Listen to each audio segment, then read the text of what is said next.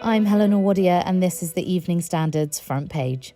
The Standard understands that the Oxford AstraZenaca vaccine has similar efficacy against the Kent strain of COVID-19 as the original strain to hit Britain.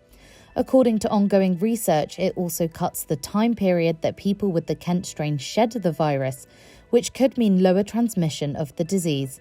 The news came as Vaccines Deployment Minister Nadhim Zahawi insisted that London will get its fair share of vaccines, as it emerged today that 4 in 10 health and care staff in the capital have yet to be jabbed. Ministers today defended their plans to force travellers arriving in the UK to quarantine in hotels for 10 days. Thousands of rooms near airports are being booked ahead of the toughened quarantine rules starting on February 15th.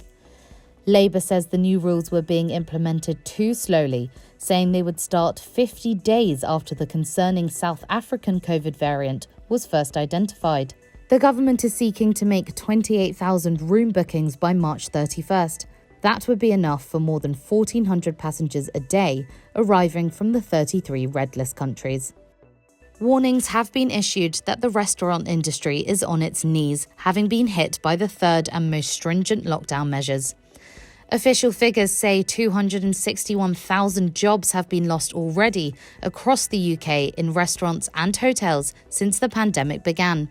It is estimated without further government support, between 30 and 40% of venues in London are likely to have to close for good.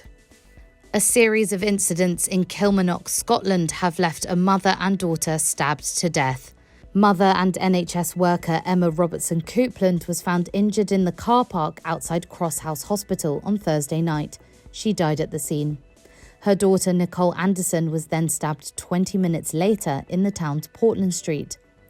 A fatal road crash on the C50 left another man dead. Police said the 3 incidents are linked and an investigation is ongoing.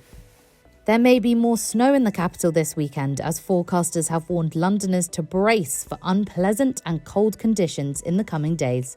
The Met Office said there would be a nationwide cold snap over the weekend and into early next week, dubbing it the Beast from the Baltic. Fresh fears for the safety of the Croydon tram system in South London have been raised after a head-on collision was narrowly averted and another tram came off the rails. Safety levels on the service have been under intense scrutiny since a 2016 crash where 7 passengers died in the derailment. It has now been revealed that there were 3 serious incidents on the South London tram system last year, sparking probes into what went wrong.